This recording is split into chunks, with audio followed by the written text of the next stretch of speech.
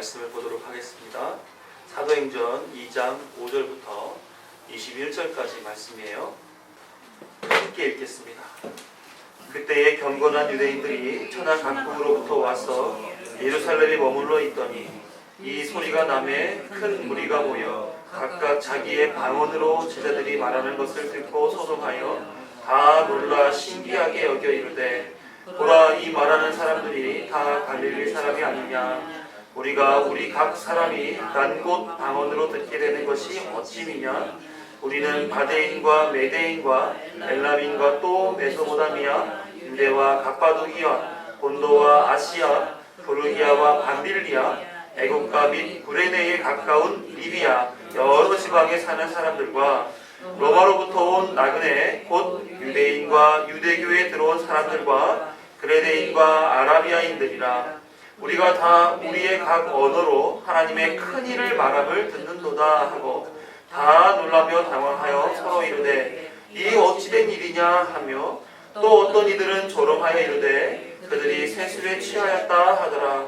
베드로가 11 사도와 함께 서서 소리를 높여 이르되 유대인들과 예루살렘에 사는 모든 사람들아, 이 일을 너희로 알게 할 것이니 내 말에 귀를 기울이라. 때가 제3시니 너희 생각과 같이 이 사람들이 취한 것이 아니라 이는 곧 선지자 요엘을 통하여 말씀하신 것이니 일러스되 하나님이 말씀하시기를 말세에 내가 내 영을 모든 육체에 부어주리니 너희의 자녀들은 예언할 것이요 너희의 젊은이들은 환상을 보고 너희의 늙은이들은 꿈을 꾸리라. 그때 내가 내 영을 내 남종과 여종들에게 부어주리니 그들이 예언할 것이요 또 내가 위로 하늘에서는 기사를 아래로 땅에서는 징조를 베풀리니 곧 피와 불과 연기로다. 주의 크고 영화로운 날이 이르기 전에 해가 변하여 어두워지고 달이 변하여 피가 되리라. 누구든지 주의 이름을 부르는 자는 구원을 받으리라 하였느니라. 아멘. 이 말씀에 담긴 예수님의 증인은 성령의 임재로 탄생한다는 사실과 우리를 증인되게 하시는 성령이 우리에게 임하였다는 사실을 확인하는 시간 되기를 간절히 소망합니다. 오늘은 예수님 그리스도의 증인의 탄생이라는 제목으로 함께 말씀을 나누려고 합니다. 사람은 인생에서 새로운 시작을 많이 경험합니다. 엄마 품에 있다가 어린이집에 처음 가는 것도 새로운 시작이고, 대학을 졸업하고 취업하는 것도 사회로 진출하는 시작입니다. 결혼도 그렇고 출산도 사업도 그렇습니다. 이런 시작은 이전에 경험해보지 못했던 새로운 세상을 살아가는 출발점이 됩니다. 사람들은 이 새로운 시작을 위해 많은 것을 준비하게 되죠. 대학 입학을 위해 12년 동안 학교에서 성실하게 공부하고, 또 대학에서는 취업을 위해 4년간 성실한 대학 생활을 보내게 됩니다. 결혼을 위해서도 연애하는 데 최선을 다하지요. 가정을 이루기 위하여 여러 가지를 준비하게 되고요. 자녀를 출산하는 것도 10개월 동안 태교를 하고 아이에게 좋은 것을 먹으면서 끊임없이 준비를 하는 것입니다. 이 외에도 새로운 것에 대한 기대감으로 매 순간 우리는 준비하며 실행하며 살아가고 있습니다. 어쩌면 지금 우리가 신앙생활하는 것도 하나님 나라의 백성으로서 뿐만 아니라 백성이 되기 위한 준비의 시간이 아닐까, 이런 생각을 해보게 됩니다. 예수님은 이렇게 하나님의 나라의 거룩한 백성이 되는 것을 이렇게 표현하셨어요. 그리스도의 증인이 되는 것. 그래서 마태복음 28장 19, 20절에 보게 되면 대사명의 말씀을 주시죠. 끝에 이렇게 얘기해요. 땅끝까지 이르러 내 증인이 되리라. 그래서 모든 그리스도인은 예수님의 증인으로 이 땅에서 살아가게 되어 있습니다. 우리의 모든 언행 심사가 예수님을 드러냄으로써 빛과 소금으로 살아가는 것입니다. 그런데 그리스도의 증인으로서 하나님 나라를 준비하는 것이 세상살이와 같다면 쉽게 이해될 것입니다. 어떤 권세를 가지신 분이 와서 예수님의 증인으로 이렇게 사시면 여러분은 훌륭한 증인이 됩니다 라고 가르치셨을 때 그렇게 살면 되는구나, 이렇게 받아들이고 살면 얼마나 쉽겠습니까? 하지만 성경을 보니까 예수님이 증인이 되는 것은 그렇게 누군가가 가르쳐주고 그대로만 살면 된다? 이런 식으로 행할 수 있는 그런 방식과는 다른 특별한 방식이 있더라 하는 거예요. 예수님께서 12제자에게 그리고 70인에게 증인으로 살아보게 하는 실습을 시킨 적이 있으세요. 마치 교생 실습처럼 먼저 경험을 해보는 거죠. 그래서 증인으로서 실습시키기 위하여 예수님을 증거할 수 있는 것들을 챙겨 보냈어야 하는데 예수님이 제자를 복음 전도자로서 증인으로서 파송할 때의 모습은 조금 독특한 모습이 담겨져 있습니다. 누가복음 9장 1절에서 6절 말씀 우리 함께 읽어볼게요. 예수께서 12제자를 불러 모으사 모든 귀신을 제어하며 병을 고치는 능력과 권위를 주시고 하나님의 나라를 전파하며 앓는 자를 고치게 하려고 내보내시며 이르시되 여행을 위하여 아무것도 가지지 말라. 지팡이나 배낭이나 양식이나 돈이나 두 벌 옷도 가지지 말며 어느 집에 들어가든지 거기서 머물다가 거기서 떠나라. 누구든지 너희를 영접하지 아니하거든 그 성에서 떠날 때에 너희 발에서 먼지를 떨어버려 그들에게 증거를 삼으라 하시니 제자들이 나가 각 마을에 두루 다니며 곳곳에 복음을 전하며 병을 고치더라. 모든 귀신을 제어하고 병을 고칠 수 있는 능력과 권위를 제자들에게 주시면서도 그들이 직접적으로 살아가는 데 필요한 모든 것들은 아무것도 가지고 가지 말라 이렇게 얘기하세요. 지팡이, 배낭, 양식, 돈, 두 벌 옷조차도 가져가지 말라고 그럽니다. 내가 주는 것으로 충분해 이런 거죠. 하나님의 나라를 전파하는데 사람의 것들은 필요하지 않다 이렇게 말씀하시는 거예요.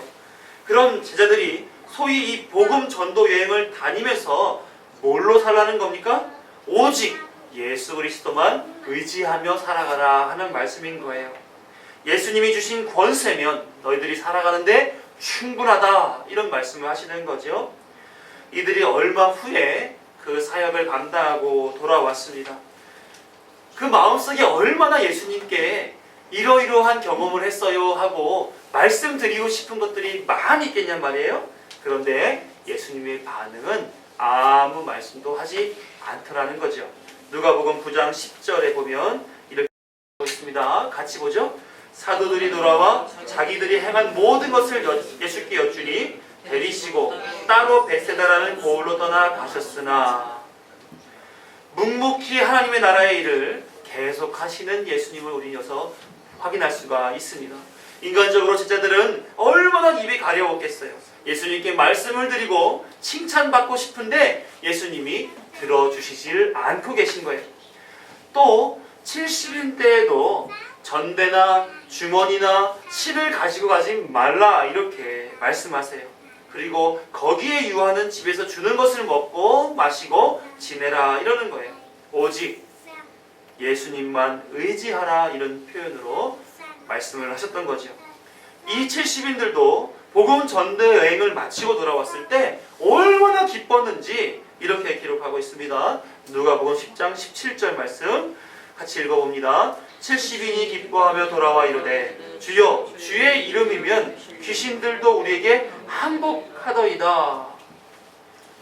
얼마나 기뻐했을지 상상을 해보세요 말이에요. 그렇죠? 그런데 제자들 때와 마찬가지로 예수님은 시큰둥하고 계십니다. 그리고 이렇게 말씀하세요. 누가복음 10장 18절에서 20절 말씀 아주 중요한 말씀입니다. 같이 읽어보죠. 예수께서 이르시되 사탄이 하늘로부터 번개같이 떨어지는 것을 내가 보았노라. 내가 너희에게 뱀과 전갈을 밟으며 원수의 모든 능력을 제어할 권능을 주셨으니 너희를 해칠 자가 결코 없으리라.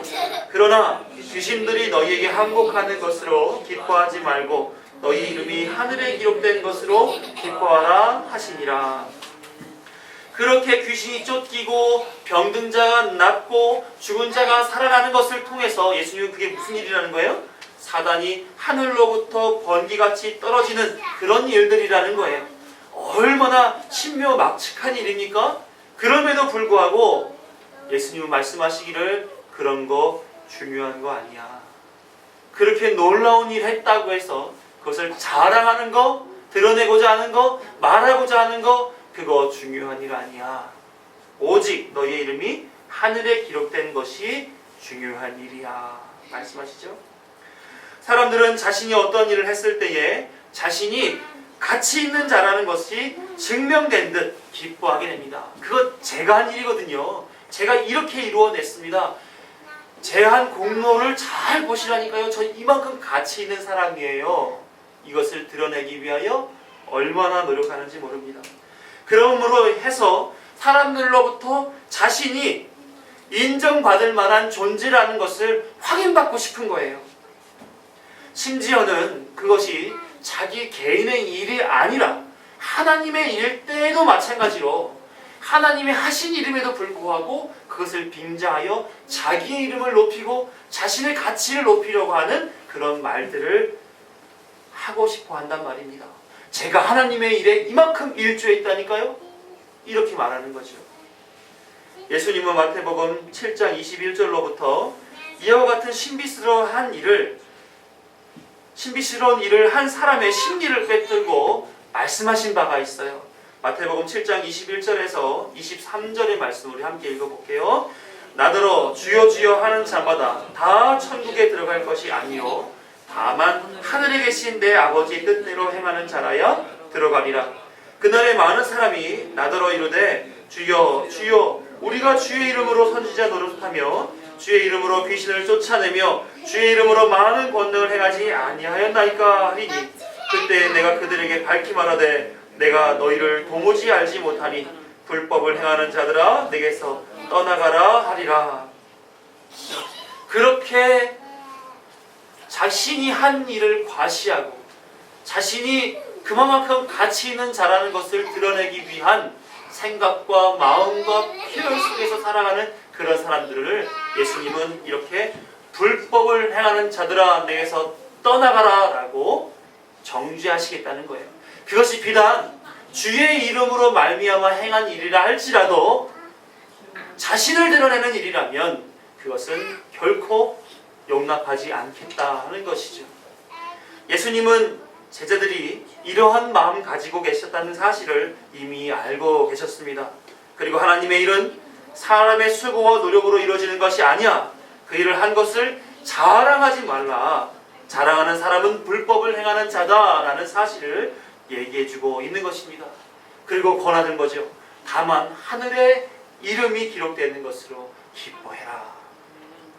예수님은 증인의 삶을 살아가는 데에 가장 중요한 문제를 지적하고 계신 것입니다. 증인으로 사는 근거가 사람의 수고와 노력, 경험, 공로가 아니라는 것입니다. 제자들은 자신이 경험했던 신비스럽고 확실한 사역을 통해 예수님, 제가 이러이러한 사역을 했어요 하면서 자신에게 공로를 돌리려고 했다는 거예요. 그것으로 자신의 존재감을 나타내고 싶었던 것입니다. 저 이런 사람입니다 라는 것을 보여주고 싶었던 거예요. 이것이 뭡니까? 죄인의 속성이라는 거예요. 우리도 그리스도인으로 살면서 얼마나 자신을 과시하고 싶을 때가 많이 있습니까? 내가 전도를 얼마나 했고 이 교회의 개척 멤버이고 헌금을 얼마를 하고 성가대 30년, 주일학교 교사 30년 이렇게 수고와 봉사를 했던 사람입니다 라는 그 자기 과시가 우리 마음에 얼마나 있는 말입니다.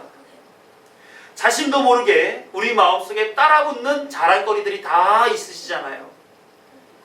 그래서 예수님은 사람의 근본적인 죄의 속성을 부정하시고 계신 거예요. 하나님의 큰일은 그렇게 하는 게 아니야. 하나님의 큰일은 하나님이 하시는 일이야. 성도는 그 일을 믿고 순종할 뿐이야. 그러니까 사람들은 믿는 일 속에서 살아가는 거죠. 자신을 거기서 자랑하고 드러내고 과시하는 그런 삶이 아니라 하나님을 믿는 일 안에 거하면 되는 것입니다. 요한복음 6장 29절에 예수님이 말씀하시죠. 하나님의 일이 무엇인가? 같이 읽어보겠습니다. 예수께서 대답하여 이르시되 하나님께서 보내시는 일을 믿는 것이 하나님의 일이니라. 하나님이 보내신 이가 누구예요? 예수 그리스도. 예수 그리스도를 믿는 것이 하나님의 일인 거예요. 우리는 하나님의 일을 한다고 하면서 어떠한 것을 추구합니까? 자기를 과시하는 일을 추구한단 말이에요. 드러내는 일을 추구하지요. 예전에 어떤 시의원의 명함을 받은 적이 있습니다. 그 시의원의 명함을 받아서 뒤돌아보니까 그의 양력, 경력이 나타나져 있어요. 그랬더니 안산의 모 대형교회의 장로 써 있는 겁니다. 자신의 신분을 자랑하는 거죠. 네. 그것밖에는 자랑할 것이 없는 거예요. 나 이런 사람이니까 뽑아주세요. 교회 다니는 사람들 마음을 움직여 표 하나 얻고자 그렇게 하는 거 아닙니까? 그걸로 구원받을 수 없다는 거예요. 그래서 예수님은 이 증인 파송을 통해 하나님의 큰일의 주체가 하나님이시라는 것과 증인은 하나님이 하시는 그 일을 믿음으로 순종하면 된다는 것을 가르쳐 주신 것입니다. 예수님이 부활하시고 난 후 이제 제자들을 실제적인 증인으로서의 삶을 살게 하실 때가 되었습니다. 예수님이 죽으실 때, 십자가 못 박혀 죽으실 때 이들은 다 어떤 사람이었었어요? 뿔뿔이 흩어져서 자신들 살 길을 찾아 나섰던 사람들입니다. 그들을 불러 모아 다시금 예수님이 증인으로서 살게 하시기 위한 마지막 과정을 밟는 거예요. 그들 스스로는 될 수 없었던 증인의 삶을 이제는 증인 되도록 하시는 그 삶으로 이끌어 가시는 역사를 벌여 가시는 겁니다. 먼저 예수님은 엠마오로 가는 두 제자에게 나타나셨습니다. 그러나 그들이 어땠습니까? 예수님을 알아보지 못했어요. 증인으로서 살 수 없는 그런 상태였음을 확인시켜 주는 겁니다. 그들은 예수님의 제자로 지난 3년의 공생의 기간 동안 함께 더불어 살았던 사람입니다. 하나님의 큰일, 믿는 일에 가장 앞에 서 있었던 사람들이죠. 이제는 예수님의 증인의 삶을 살아야 되는데 그들이 했던, 예수님께 말씀하셨던 그 내용들은 마치 예수님과 아무런 상관이 없는 듯 제3자의 입장에서 예수님에 대해 말씀하시고 계셨던 거예요. 그랬더니 예수님이 뭐라고 말씀하세요? 누가복음 24장 25절에 이르시되 미련하고 선지자들이 말한 모든 것을 마음에 더디 믿는 자들이요. 그들의 믿음 없음을 탓하시고 다시 처음부터 시작해 주시는 예수님의 모습을 우리는 성경을 통해 알 수가 있습니다. 27절에 보면 이렇게 기록하고 있어요. 이에 모세와 모든 선지자의 글로 시작하여 모든 성경에 쓴 바 자기에 관한 것을 자세히 설명하시느니라. 예수님은 제자 삼기 위하여 예수님께서 직접 다시 설명해 주세요. 그 예수님의 말씀을 들은 후로 그들에겐 변화가 생겼습니다. 31, 32절에 보니까 이렇게 기록하고 있어요. 그들의 눈이 밝아져 그인 줄 알아보더니 예수는 그들에게 보이지 아니하시는지라. 그들이 서로 말하되 길에서 우리에게 말씀하시고 우리에게 성경을 풀어주실 때에 우리 속에서 마음이 뜨겁지 아니하더냐 하고 말씀이 그들 안에 담기게 되자 그들의 눈이 밝아졌습니다. 전에는 예수님을 구별하지 못하였는데 이제는 예수님을 확인하여서 예수님이시네 하고 인정할 수 있게 되었습니다. 그렇게 예수님이 가르쳐주신 그 진리의 말씀이 그 안에 담겨지게 되니 그 마음이 뜨거워진 거예요. 전하지 아니하면 마음에 불일 듯 괴로운 거지요. 그래서 어떻게 해요? 다시금 돌아가 다른 제자들에게 나는 예수님 만났어, 예수님 부활하셨어, 예수님 다시 살아나셨어, 나에게 말씀해 주셨어 라는 것을 증거하기 위하여 돌아가게 됩니다. 또 누가복음 24장 36절부터는 예수님이 다시 그 11 제자에게 나타나셔서 같은 일을 반복해 주세요. 예수님이 누구이신지와 제자가 증인으로서 살아야 할 것을 일깨워 주십니다. 누가복음 24장 45절부터 우리 한번 읽어볼게요. 새 번역 성경으로 읽어봅니다. 시작. 그때 예수께서는 성경을 깨닫게 하시려고 그들의 마음을 열어주시고 그들에게 말씀하셨다. 이렇게 기록되어 있다. 곧 그리스도는 고난을 겪으시고 사흘째 되는 날에 죽은 사람들 가운데에서 살아나실 것이며 그의 이름으로 죄를 사함받게 하는 회개가 모든 민족에게 전파될 것이다 하였다. 너희는 예루살렘으로부터 시작하여 이 일의 증인이다. 보아라, 내가 내 아버지께서 약속하신 것을 너희에게 보낸다.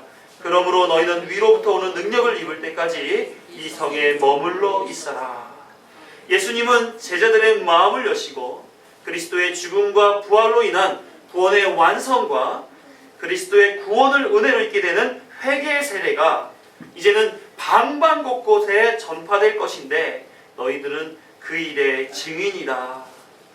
그 증인이 되게 하기 위하여 하나님께서 약속하신 것 뭐예요? 선물을 너희에게 주겠다 말씀하시고 계신 거예요. 또 위로부터 오는 능력이 너희에게 가입되기까지 너희는 이 성, 예루살렘 성에 머물러 있어야 한다 이렇게 말씀하고 계세요. 예수님의 증인이 되는 것은 이로써 우리가 뭘로 알 수 있습니까? 사람의 능력으로 될 수 없다는 사실을 우리는 알게 됩니다. 사람의 능력으로 되는 것이 아니라는 그 사실, 그 속에서 누구만이 가능하다는 것을 알 수 있습니까? 하나님만이 가능하다는 것을 우리는 알 수가 있는 거죠. 예수님이 보내시는 그분이 우리 안에 담길 때에 그의 능력으로 말미암아 우리는 증인될 수 있다는 사실인 거죠. 사람은 로마서 3장에 기록된 것처럼 의인은 하나도 없습니다. 하나님을 찾지도 깨닫지도 못하는 그런 존재인 거죠. 그러나 예수님께서는 그런 죄인들 중에 몇 사람을 구별하여서 그들에게 성령을 보내시고 증인으로 세워주시는 거예요. 사랑하는 성도 여러분, 우리가 이곳에 있는 이유가 신앙생활을 통해서 이 땅에서 잘 먹고 잘 살고 그 마음의 위로를 받기 위해서가 아닌 것입니다. 또 죽어서까지 좋은 것을 쟁취하고자 하는 마음에서 신앙생활을 하는 것 아니라는 거예요. 우리가 신앙생활하는 이유는 한 가지입니다. 바로 예수님께서 그리스도의 증인 삼기 위하여 우리를 불러주셨다 하는 그 이유 한 가지 때문에 우리 여기에 있는 것입니다. 예수님은 부활하신 후 40일 동안 제자들에게 보이시고 예루살렘에서 아버지께서 약속하신 것을 기다리라는 말씀과 함께 호련히 하늘로 올라가시게 되었습니다. 이 말씀을 남기셨어요. 사도행전 1장 8절 말씀 우리 함께 읽어봅니다. 오직 성령이 너희에게 임하시면 너희가 권능을 받고 예루살렘과 온 유대와 사마리아와 땅끝까지 이르러 내 증인이 되리라 하시니라. 예수님은 공생애 동안 증인을 세우시기 위해 제자들에게 자신을 보여주셨고 가르쳐주셨고 알게 해주셨습니다. 많은 사람들이 배웠고 깨달았고 권세 있는 일을 했고 더 나아가 예수님께 자신을 내어 드리겠노라고 다짐까지도 했습니다. 하지만 예수님께서는 그런 것으로 내 증인이 되는 것이 아니라 오직 성령이 임하실 때 그 성령이 그 신비에 그 마음에 충만하게 임하였을 때 비로소 내 증인이 될 수 있다 이 말씀을 하시는 겁니다. 사람들은 그리스도의 증인, 참된 증인이 그리스도인이 되는 것이 쉬운 것처럼 말합니다. 교회에서 온전한 주일 성소를 하게 되면 그렇게 된다. 성경에 대해서 해박한 지식을 가지게 되면 그렇게 된다. 교회에서 오랜 봉사를 하면 또 전도를 많이 하면 장로나 권사 정도의 직분을 받게 되면 참된 그리스도인 증인이 된다. 이렇게 생각을 하고 말하는 경우들이 많이 있습니다. 절대 그렇지 않다는 거예요. 성경은 그런 것으로 참된 그리스도인이 된다고 말씀하지 않습니다. 그런 것들은 그리스도인으로 살 때에 나타나지는 현상에 불과한 거지요. 제자들은 예수님이 잡혀가셨을 때 모두 도망쳐 뿔뿔이 흩어졌습니다. 그들은 3년의 공생애를 예수님과 함께 했고 예수님의 모든 것을 소수정예로 배웠음에도 불구하고 예수님을 부정하고 자기 살 길을 찾아 나섰던 사람입니다. 그렇게 삶으로 훈련을 많이 했음에도 불구하고 결정적인 때에 예수님을 배신했던 사람들이죠. 여전히 증인으로 살 수 없었던 모습이었습니다.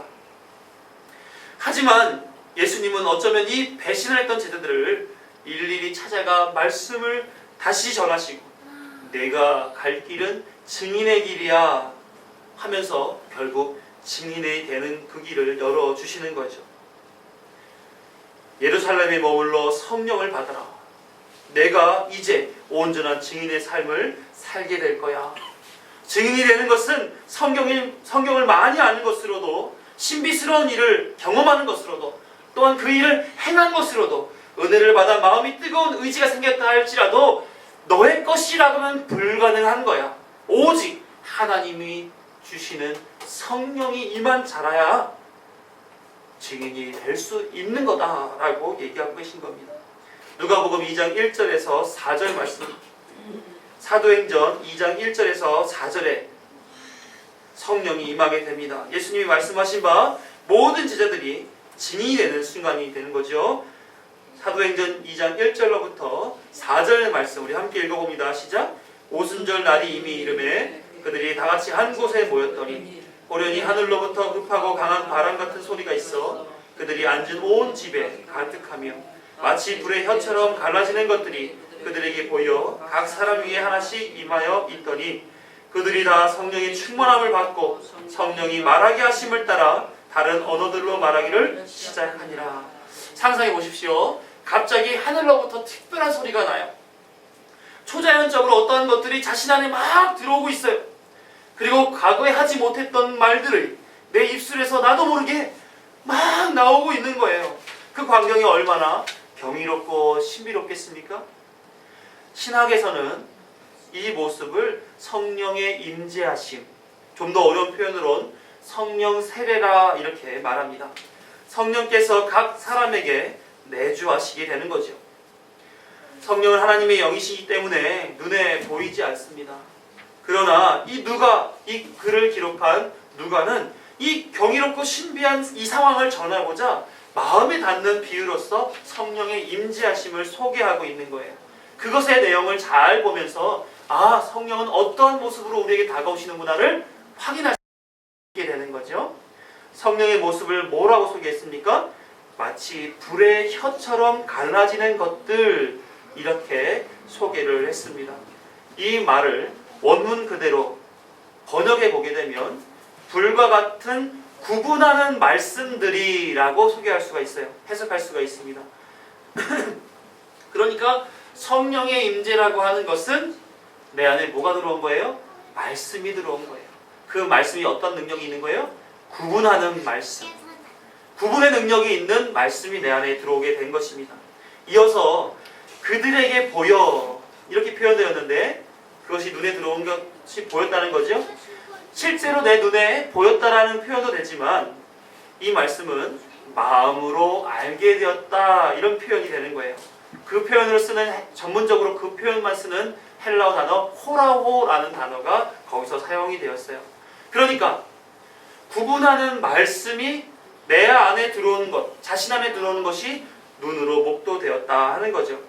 그래서 지금 누가는 성령께서 임재하시는 경이로운 경험 속에서 성령이 어떠한 분이신지를 지금 소개하고 있는 겁니다. 성령 어떤 분이신 거예요?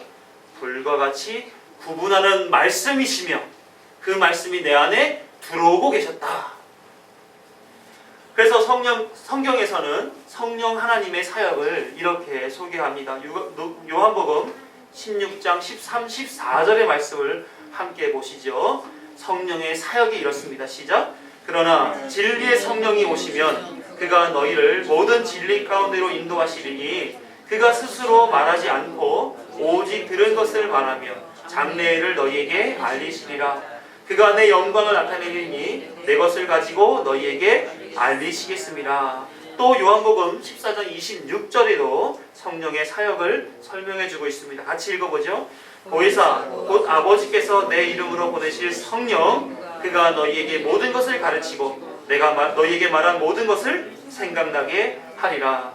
성령께서는 진리의 영으로 모든 그리스도인들을 진리 가운데로 인도하는 역할을 하시는 거예요. 진리가 전해졌을 때 어떤 일이 벌어질까요? 진리를 받아들이는 이와 진리를 거부하는 이들이 생기게 되는 겁니다. 진리에 의해 거룩하게 될 백성과 심판받아 멸망에 처하게 될 백성들에 대하여 구분하게 되는 것이죠. 이제 그 성령의 임재하심으로 말미암아 진리가 담긴 그 사람에게는 진리를 전할 수 있는, 증인이 될 수 있는 능력과 권세가 담기게 된 것이요. 그들이 말하는 그 일로 인하여 듣는 이들로 하여금 두 갈래로 갈라지게 되는 거죠. 성령의 역사하심입니다. 그래서 믿는 자로서 구원 얻을 자들과 심판받을 자로서 유기될 자들로 구분되게 되는 것입니다. 이제 모든 능력과 권세를 가지신 성령 하나님이 모든 제자들과 함께 하세요. 그래서 이전에 예수님의 말씀을 알아듣지 못했던 제자들이었고, 예수님이 잡히시던 날 밤에 예수님을 부인하는 말을 했던 제자들이었지만, 이제는 예수님의 말씀이 무슨 말씀인지, 예수님이 행하신 일이 어떠한 일인지를 이 말로써 고백할 수 있는 능력과 권세가 그들 안에 임하게 된 것입니다. 오늘 소개하고자 하는 본문 내용으로 이제는 이어지는 거예요. 지금까지가 서론이었는데, 서론을 이해하지 않고 오늘 본문을 보면 단순히 성령 임재와 방언의 문제에 놓이기 쉽기 때문에 오늘 본문의 말씀을 잘 이해하기 위하여 서론을 좀 다소 길게 했습니다만, 그것이 아주 중요하다는 사실을 기억하시길 바라요. 자, 이제 모든 제자들에게 성령이 충만하게 임하였죠. 4절을 보니까 제자들이 다 성령의 충만함을 받았다라고 소개가 되어 있어요. 성령 충만해진 제자들에게 특별한 현상이 벌어지게 됩니다. 뭐예요? 성령이 말하게 하심을 따라 다른 언어로 말하기를 시작했다. 여기서 언급된 언어는 헬라어 글로사라고 하는 단어의 번역입니다. 글로사는 방언을 가리키는 말인데, 이 단어를 고린도전서 14장에서 영의 언어, 하늘의 언어로 소개할 때 사용되었습니다. 뿐만 아니라 본 장에선 난곳 방언 이렇게 가리키고 표현되어져 있어요. 그런데 하늘의 언어든 이 땅에서 난곳 방언으로서 사람들이 통용하는 언어든 일단은 언어임에는 틀림없고, 이것이 어떤 샬라샬라샬라 하는 우리가 기도할 때 하는 그런 방언의 기도 언어인지 아니면 사투리처럼 쓰는 언어인지 그 언어의 형태는 그리 중요한 것 같진 않아요. 그 언어 안에 무엇이 담겨 있는가가 중요한 것 같습니다. 그러니까 그 언어가 무엇을 가리키고 있는지, 그 내용이 무엇인지를 아는 것이 아주 중요한 것이죠. 지금까지 제자들은 같은 언어로 자신들이 흔히 사용했던 그 아람어나 헬라어 같은 언어로 말을 했습니다. 그런데 성령이 충만하게 되니 지금까지 사용했던 언어와는 다른 언어로 말을 하기 시작하게 된 거예요. 저희 아내는 부산 사람입니다. 저는 인천 사람이고요. 결혼하기까지 각자의 지역에서 살았습니다. 자연스러운 아내는 부산 사람의 언어 습관이 있고요. 저는 수도권의 언어 습관이 있어요. 대화를 하다 보면 제가 의문의 패배를 당한 듯한 느낌을 많이 받습니다. 뭐냐면 다 그런 건 아니겠지만 이 경상도 쪽의 사람들은 해라체를 쓰는 것 같아요. 해라, 뭐라, 나가라, 일로 온나 이렇게 하면서 이제 해라체를 많이 쓰죠. 근데 여기 수도권 사람들은 어떻게 해요? 일로 오세요, 뭐뭐 하세요, 드세요, 뭐뭐 해요, 하세요 이런 해요체를 사용하지 않아요? 또 이런 습관도 있어요. 경상도 사람들은 상대방이 듣든 안 듣든 괜찮아요. 내가 말하면 됩니다. 그냥 말하고 내가 할 말 다 하고 뒤끝이 없어요. 깔끔해요. 네? 그런데 우리 여기 수도권 사람들은 뭐가 중요합니까? 내가 말한 것에 대하여 상대방이 어떠한 반응을 나타내는가가 되게 중요하잖아요. 그래서 때로는 조심스럽게 말을 하기도 하고 말을 안 할 때도 있고, 꼭 필요한 말일 때는 말을 돌려서 표현할 때가 많지 않습니까? 근데 언어 습관이 다른 거예요. 그래서 저는 이거 좀 드세요. 그러면 당신도 먹어요. 이렇게 얘기해요. 그러면 나보다 센데? 이러면서 제가 왠지 의문의 일패를 당한 듯한. 그래서 초반에 신혼 때도 그렇고 이 언어 때문에 많이 불편했고 다툼이 있었습니다. 요즘은 어떨까요? 잘 지낼까요? 굉장히 많이 좋아졌죠. 근데도 지금도 의문의 패배를 늘 당하고 사는 것 같아요. 아, 이거 나보다 더 일로 와봐요. 네. 왠지 그 말을 들으면 복종해야 될 것 같고 머리를 조아려야 될 것 같고. 어쨌든지 그렇게 숱한 세월 동안, 지금까지 10여 년 동안 부산에서 벗어나 수도권에서 살고 있지만 잘 안 바뀝니다. 언어 습관이라고 하는 것은 쉽게 바뀌지 않아요. 그런데 바뀔 때가 있습니다. 우리가 만약에 미국에 산다거나 아니면은 뭐 유럽에 산다거나 할 경우에 그곳에 가게 되면 잘 바뀔 그런 가능성이 있어요. 왜 그러냐면 언어는 문화이고 습관이고 역사성을 가지고 있기 때문에 지금까지 경상도의 그 습관들을 따라서는 잘 안 바뀌었죠. 근데 해외에 가게 되게 되면 거기서는 쉽게 배우는 것이 그 나라의 문화와 그 나라의 습관과 그 나라의 역사성에 따라서 내가 거기에 장악되는 상황이 된단 말이에요. 그러니까 일본에 가게 되면 일본 문화, 일본 습관, 일본 전통, 일본 역사성을 경험하며 살기 때문에 주변 모든 얘기들이 다 일본말이잖아요. 그러니까 일본어가 되죠. 미국에 가면 다 영어예요. 영어의 모든 것들이 거기서 늘 경험된단 말입니다. 그곳에 있는 모든 것들로 말미암아 내가 장악되게 되는 거예요. 장악되게 되면 그때는 언어가 변하기 쉽게 되는 겁니다. 제자들이 다른 언어로 말하게 되는 원인이 있다면 방금 들었던 그 예화에 비추어 봤을 때 어떤 원인이 있을까요? 성령께서 그를 장악했기 때문에 그들의 언어가 바뀐 겁니다. 성령의 내주하심에 대한 것은 50%, 70%, 90% 적당량 내주하셨다라는 말이 아니에요.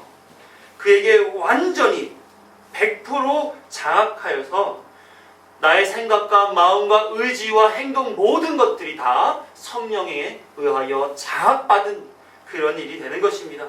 그러니까 성령의 내주하심은 나를 전인적으로 장악하시고 나를 새롭게 바꾸시는 역사이자 나를 성령의 사람으로 예수 그리스도의 증인으로 살도록 완전히 변화시켜 이끌어 가시는 그런 일이 되는 것입니다. 예수님께서는 태어나실 때에 성령으로 잉태되었어요. 그리고 지혜와 키가 자라며 하나님께 사랑받았다 하는 것은 성령의 인도하심을 받았다라는 표현이고요. 공생애를 시작하시며 세례를 받을 때에 성령의 임재하심을 경험했고 그 성령은 예수님을 이끌어 광야에서 40일 금식을 하게 하고 사단의 시험을 받게 했습니다. 그 이후로도 예수님이 부활하시고 난 후 제자들에게 나타나 성령 받으라 하시며 숨을 내쉬기도 했습니다. 예수님의 생애는 성령과 함께한 생애라 말해도 조금도 틀림이 없는 생애였던 거지요. 성령을 받은, 성령 세례를 받은 우리 모두도 예수님과 같이 이제는 성령과 함께 살아가는 그런 사람들이 되었다라는 거예요. 그래서 제자들은 자신의 의지를 따라 말하는 것이 아니라 성령께서 말하게 하시는 대로 말하게 되는 것입니다. 이미 예수님이 가르쳐 주셨고 성령께서 생각나게 하고 말하게 하시는 대로 제자들이 나아가 말하게 되었다라는 거죠. 한마디로 예수님의 증인, 그리스도인이 되었다는 얘기입니다. 5절에 제자들이 성령의 임재를 경험하고 있을 그때에 예루살렘에서는 경건한 유대인들이 머물러 있었습니다. 이들은 제자들이 갈릴리 사람인 줄을 알고 있었는데 자신들의 난곳 방언, 즉 고향 언어를 하고 있는 것을 발견하게 된 거예요. 7절에 다 놀라 신기하게 여겼다 이렇게 기록하고 있습니다. 무엇 때문에 놀랐을까요? 성령이 임한 증인으로부터 두 가지 특별한 일을 목격했기 때문에 그들이 놀랐던 것입니다. 첫 번째 놀랐던 것은 뭐냐면 말씀으로 분리되는 역사를 그들이 경험한 거예요. 제자들에게 불의 혀처럼 갈라지는 것들이 임하였다고 말씀드렸죠. 불과 같이 구분하는 말씀들이 임하였다. 성령의 임재하심에 대한 이야기와 아까 전에 그 원문을 해석해 드리면서 말씀을 드렸어요. 제자들의 다른 언어로 말을 할 때에 그 말을 들었던 경건한 유대인들이 구분되기 시작했던 겁니다. 하나님의 진리의 말씀이 구원 얻을 백성과 구원에서 유기될 백성으로 분리되는 모습을 목격하게 된 거예요. 제자들의 말씀을 듣고 알게 된 유대인들은 11절에 이렇게 고백합니다. 같이 읽어봅니다. 시작. 우리가 다 우리의 각 언어로 하나님의 큰 일을 말함을 듣는도다. 그들은 하나님의 큰 일을 경험하고 있어요. 그 말씀 속에서 그러나 반대로 알아듣지 못한 유대인들은 이렇게 말을 합니다. 13절 시작. 또 어떤 이들은 조롱하여 이르되 그들이 새술에 취하였다 하더라. 같은 모습을 보고 같은 말씀을 듣고 어떠한 사람은 하나님의 큰일을 말함을 얘기하고 어떤 사람은 새술에 취하였다고 얘기하는 그런 구분이 그들 안에서 벌어지게 되는 거예요. 제자들은 그 15개 지역에서 모인 이들이 다 알아듣는 언어로 말씀을 전하고 있습니다. 제자들이 전한 방언은 요즘처럼 알아듣지 못하는 언어로 기도할 때 사용하는 그런 말이 아니었습니다. 듣는 이가 태어날 때부터 자연스럽게 들어오던 너무나 이해하기 쉬운 그 태어난 곳, 난 곳 방언이었던 거예요. 중요한 것은 어떤 언어냐 하는 것이 아니고 그 내용이 무엇이냐인데 모두 한 가지 주제의 말씀을 전하고 있습니다. 뭐예요? 하나님의 큰 일인 거죠.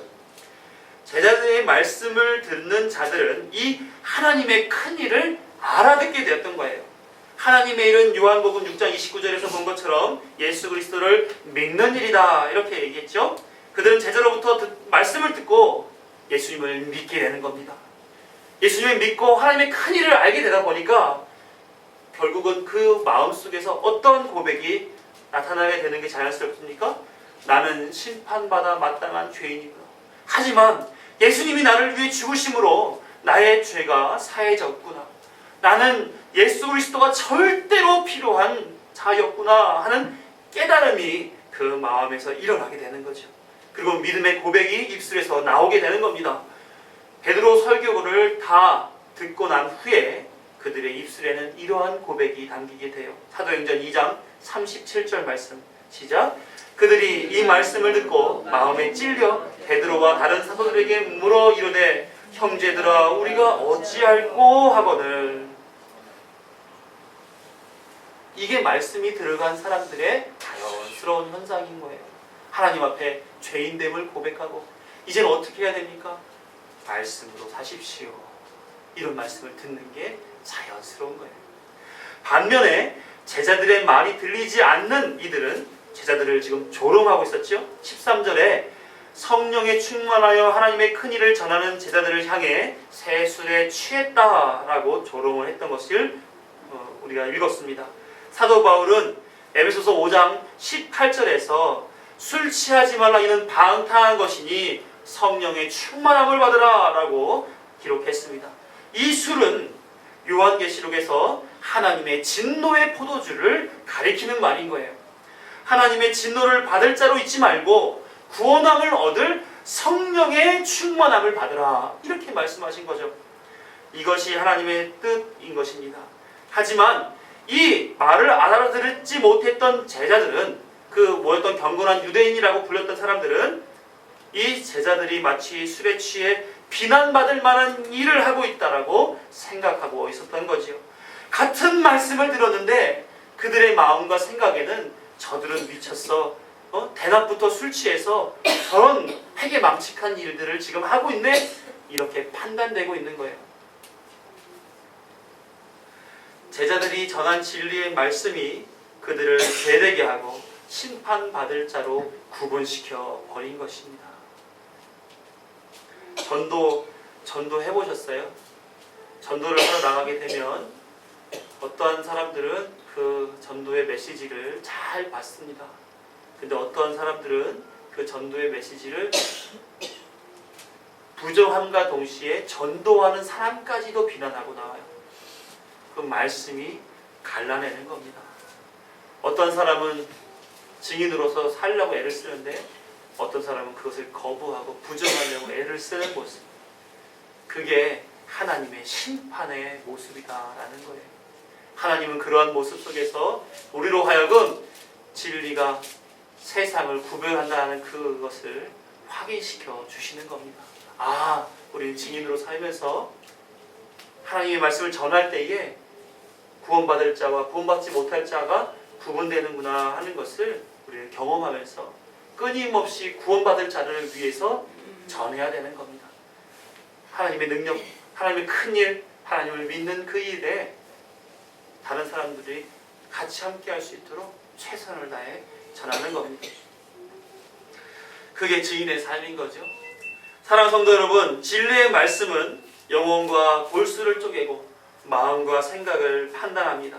즉 말씀은 구원 얻을 자와 유기될 자들로 갈라놓는 거예요. 증인의 말에는 이 구원 얻을 자들을 위해 땅에서 매면 하늘에서 매게 되는 거고, 유기될 자들을 위해 땅에서 풀면 하늘에서도 풀리는 일이 벌어지는 능력의 말씀인 것입니다. 증인으로 사시겠습니까? 바르게 진리를 전하시는 모든 성도님 되시기를 축원합니다. 둘째로, 성령으로 하나님의 큰 일을 예언하는 모습을 보면서 놀라웠던 것이요. 이어서 14절부터 베드로와 11 제자들은 함께 서서 공식적으로 모여있는 모든 사람들을 향해 하나님의 큰 일에 대한 말씀을 전하고 있습니다. 16절부터 베드로가 그 예언된 요엘서의 말씀, 요엘 2장 28절에서 32절의 말씀을 인용하면서 이 말씀이 성취된 것을 전하기 시작해요. 16에서 18절 말씀 우리 함께 읽어봅니다. 시작. 이는 곧 선지자 요엘을 통하여 말씀하신 것이니 일렀으되 하나님이 말씀하시기를 말세에 내가 내 영을 모든 육체에 부어주리니 너희의 자녀들은 예언할 것이요 너희의 젊은이들은 환상을 보고 너희의 늙은이들은 꿈을 꾸리라. 그때 내가 내 영을 내 남종과 여종들에게 부어주리니 그들이 예언할 것이요. 아멘. 하나님께서 말세에 하나님의 영, 성령이죠. 성령을 모든 육체에게 부어주어서 예언, 환상, 꿈을 꾸게 하시겠다 하는 말씀이에요. 예언, 환상, 꿈은 다른 게 아니라 같은 겁니다.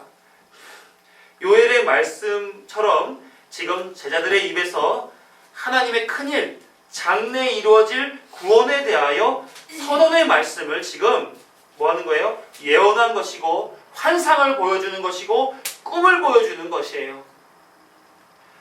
더 나아가서 그 내용을 19, 21절에서 이렇게 전하고 있습니다. 같이 읽어볼게요. 또 내가 위로 하늘에서는 기사를 아래로 땅에서는 징조를 베풀리니 곧 피와 불과 연기로다. 주의 크고 영화로운 날이 이르기 전에 해가 변하여 어두워지고 달이 변하여 피가 되리라. 누구든지 주의 이름을 부르는 자는 구원을 받으리라 하였느니라. 그 예언의 말씀이 뭡니까? 이 마지막 때에 벌어질 일들인 거지요. 마지막 때 주의 크고 영화로운 날이 이르기 전에 이러한 일들이 벌어지게 될 텐데 그 어렵고 환란스러운 이 일들 속에서 주의 이름을 부르는 자들은 구원을 받으리라 이 말씀을 하시는 거예요. 성령 하나님이 말씀하시는 대로 말씀하게 하시는 대로 베드로는 그 마지막 때에 벌어질 일들에 대하여 예언하고 있는 것입니다. 다른 제자들 또한 성령의 충만함으로 하나님의 큰 일을 말하고 있었던 거죠. 그들은 모두 성령 하나님으로부터 인해 그리스도의 증인으로서 서 있었던 것이고 뭇 사람들에게 그리스도를 고백하게끔 말씀의 능력을 그들에게 행하고 있었던 사람들이었던 겁니다. 그들의 말을 통해 이전에 사람의 생각과 말과 행동으로 각각 살았던 신앙의 삶에서 이제는 하나님의 큰 일을 향해 생각하고 말하고 행동하는 믿음의 공동체가 세워져 가고 있는 것입니다. 우리는 이 공동체를 뭐라고 부를까요? 교회라고 부르는 거예요. 교회. 다시 말해 성령 하나님은 증인들에게 예수님의 가르침과 행적들을 생각나게 하고 말하게 함으로써 세상을 구분짓게 하고 택한 백성에게 예수님의 이름을 부르게 만드는 것입니다. 그래서 교회를 형성하고 교회를 세우고 교회를 온전케 만들고 교회로 하여금 그리스도께까지 자라나도록 이끌어가는 일을 하게 만들어 놓은 것이죠. 그러니까 우리는 그리스도인이자 교회로서 예수님의 증인으로 살아가고 온전케 살아가고 온전케 세워져 가는 일이 우리에게는 마땅하고 자연스러운 일이라는 사실을 기억하시길 바랍니다. 말씀을 마무리합니다. 사랑하는 성도 여러분, 우리는 예수님의 증인이 되라는 명령 아래 그리스도인으로 살아가고 있는 사람들입니다. 우리가 이곳에 있는 것은 하나님께서 우리를 예수님의 증인으로 세우시기 위함입니다. 우리에게 성령의 조명하심을 입고 성령의 권세로 세상을 구원하라고 부르신 것이죠. 하나님은 우리의 입술에서 나오는 진리의 말씀으로 자신과 가족과 교회와 이 지역의 구원을 위해 사용하실 것을 말씀을 통해서 확인시켜 주시고 계신 거예요. 여러분들의 하나님의 큰일을 말함으로 인해 구원 얻을 이들이 주 앞으로 나오게 될 것이고 유기될 이들이 심판을 당하는 경이로운 일들이 벌어지게 될 것입니다. 여러분들, 하나님은 그 일을 위해서 우리를 불러주셨단 말이에요. 우리는 증인으로 살아가기에 우리는 합당한 조건을 하나님으로부터 부여받은 사람들입니다. 우리 어떻게 살아가야 될까요? 우리는 증인으로 살아가야 되는 겁니다. 성령의 임재하심을 경험한 자로서 성령의 충만함을 늘 유지하기를 소망하며 늘 항상 말씀을 가까이 하고 말씀에 입각하여 삶을 살고 말씀에 입각하여 말을 하고 그리하여 하나님의 큰 일을 전하는 자들로 나로 말미암아 믿는 사람들이 많이 나타나게 되는 그 일들을 감당하는 자로서 우리는 살아야만 하는 것입니다. 하나님은 그 일을 위하여 우리를 불러줬던 거예요. 그래서 교회는 예수 그리스도의 증인으로서 구성되어 있는 공동체인 것입니다. 그러니까 교회 안에서 이것이 본질인데 이것이 아니라 친목을 도모하고 운동을 하고 사회 봉사를 하고 또 다른 좋은 일들을 위하여 교회에 오는 것은 그건 세상의 어떤 모임들과 다르지 않은 것이죠. 교회는 그런 것이 아닙니다. 교회는 진리가 먹혀지고 진리로 고백되어지는 그런 것이 바로 교회인 것입니다. 우리는 교회 공동체로 모였지요. 늘 항상 모이는 곳마다 하나님의 말씀이 나누어져야 되고 그 말씀에 입각한 교제가 있어야 되고 그 말씀으로 말미암은 삶을 서로 간에 독려하며 살아가는 그런 공동체로서의 교회 모습을 갖춰가야 되는 것입니다. 생각해 보세요. 이런 삶이 기대가 되지 않습니까? 내가 말한 몇 마디 말로 하나님의 사람이 세워져요. 내가 말한 몇 마디 말이 저 사람의 마음을 움직여서 주께로 나오게 됩니다. 제가 전한 몇 마디 말이 믿음을 견고하게 세우고 하나님을 끝까지 붙잡고 구원받을 백성으로 살아가도록 이끄는 그런 말씀이 된다면 그 쓰임받는 데 얼마나 기대가 될까요? 하나님 말씀을 더욱더 무장하시고 하나님의 말씀 속에서 성령 하나님의 은혜를 풍성히 받으시며 삶을 통해 예수 그리스도를 증거하는 복된 증인의 인생을 사시는 저와 여러분 되기를 소망하고 그런 교회로 세워져 나가기를 간절히 소망합니다. 함께 그런 길 가시자고요. 기도하겠습니다.